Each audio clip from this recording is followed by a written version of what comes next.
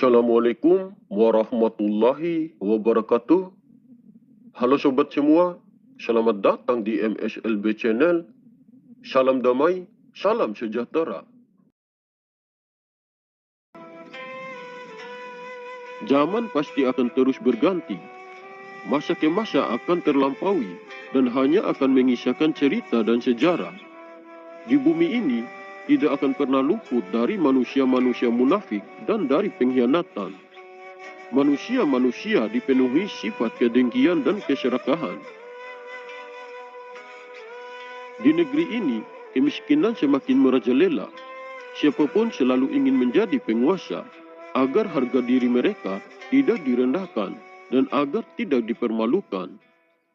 Perselisihan dan perpecahan semakin meluas antar individu ataupun antar kelompok. Setiap zaman atau setiap masanya akan selalu muncul kekacauan dan kerusakan di berbagai penjuru bumi ini.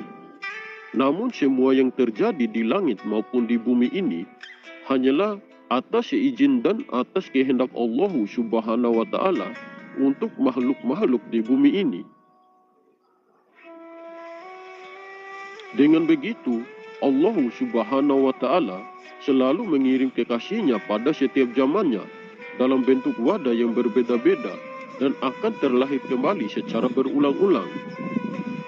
Sebelum wadah itu lahir ke dunia ini, Allah Subhanahu wa Ta'ala sudah menyusun dan mengaturnya dengan sempurna.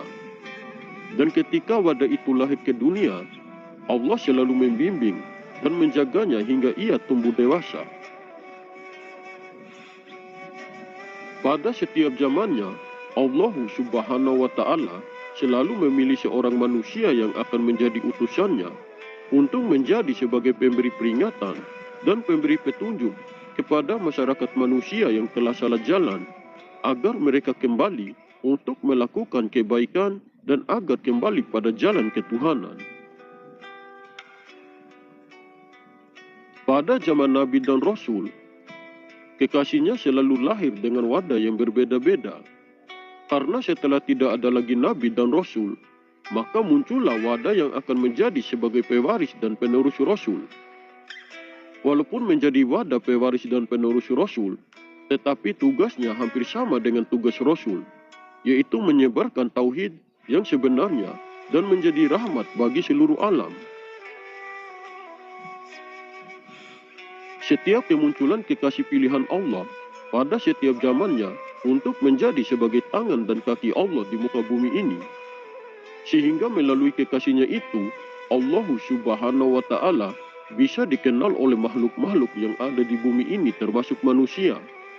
Dan kemunculan seorang manusia yang menjadi sebagai tangan dan kakinya pada zaman sekarang ini diberi gelar sebagai Imam Mahdi ataupun Al-Mahdi. Nur Muhammad adalah jembatan penghubung antara Allah dengan makhluk-makhluk di bumi ini termasuk manusia. Maka setiap zamannya Allah selalu memilih wadah yang berbeda-beda untuk menjadi kekasihnya, yang dimana di dalam wadah kekasihnya itu terdapat Nur Muhammad. Dan lewat wadah kekasihnya itulah Allah Subhanahu wa Ta'ala bisa dikenal oleh makhluk-makhluk yang ada di bumi ini termasuk manusia.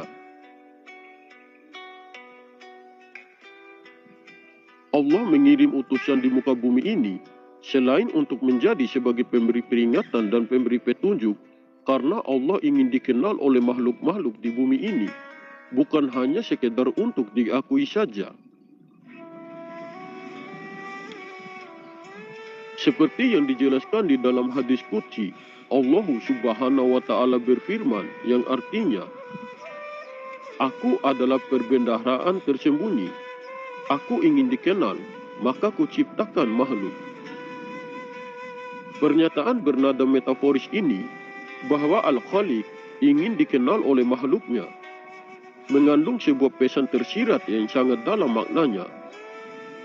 Allah Subhanahu wa Ta'ala menciptakan segala yang ada dengan cinta dan kasih sayangnya. Dengan demikian, bentangan alam semesta lahir karena semangat cintanya.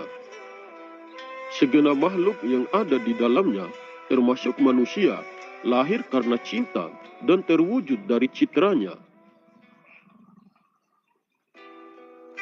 Ibnu Arabi menjelaskan hal ini dengan sangat indah. Karena manusia ada berdasarkan citra ilahi, dia pun menjadi tidak tahan apabila terpenjara. Lalu Tuhan membebaskannya dari keterpenjaraan itu melalui nafas yang maha pengasih. Karena nafasnya adalah sifat dari cintanya.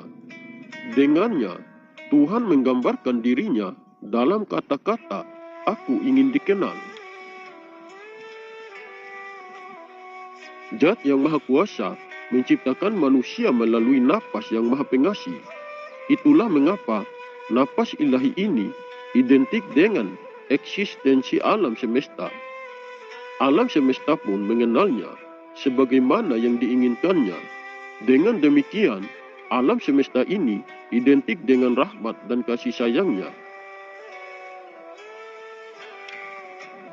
Imam Al-Mahdi hanyalah sebuah gelar yang diberikan kepada manusia utusan Allah yang muncul pada zaman sekarang ini. Kebenaran yang sebenarnya bahwa Imam Mahdi akan selalu ada pada setiap zamannya, hanya saja di setiap zamannya sebutannya saja yang berbeda.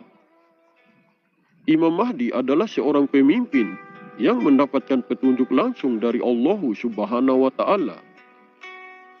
Nabi dan Rasul saja adalah seorang pemimpin yang mendapatkan petunjuk langsung dari Allah Subhanahu wa Ta'ala. Makanya sebelum ada Imam Mahdi ataupun Al-Mahdi pada zaman sekarang ini, sebenarnya Imam Mahdi sudah ada juga pada zaman dulu. Makanya akan selalu muncul manusia-manusia pilihan Allah yang akan menjadi Imam Mahdi dalam bentuk wadah yang berbeda-beda. Setelah tidak ada lagi Nabi dan Rasul, maka muncullah manusia-manusia pilihan Allah yang menjadi khalifah Allah, yang akan menjadi pemimpin seluruh makhluk yang ada di langit maupun yang ada di bumi ini. Kehadiran manusia utusan Allah yang menjadi sebagai pewaris dan penerus Rasul pada zaman dulu disebut sebagai wali kutub. Dan kemunculan seorang wali kutub pada zaman sekarang inilah yang mendapat gelar sebagai Imam Mahdi ataupun Al-Mahdi. Sosok sang khalifah ataupun Imam Mahdi adalah manusia biasa, tetapi beliau adalah sosok manusia yang sangat luar biasa.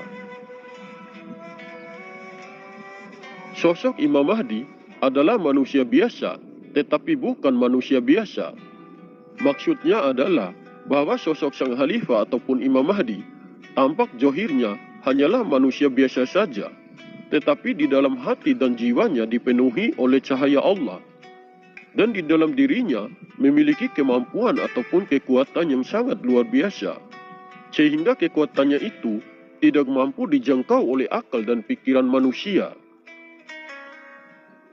Kami seringkali mengatakan kepada sobat semua, kalian boleh percaya atau tidak dengan informasi yang kami sampaikan ini. Terserah kalian saja, yang penting kami sudah berusaha berbagi informasi ini. Kalian jadikan saja informasi ini adalah sebuah cerita dongeng, atau jadikan saja informasi ini sebagai bahan referensi untuk diri kita masing-masing. Oke sobat, mungkin ini saja yang bisa saya sampaikan. Lebih dan kurangnya saya mohon maaf. Semoga informasi ini bermanfaat. Terima kasih. Wallahu a'lam bishawab. Wassalamualaikum warahmatullahi wabarakatuh.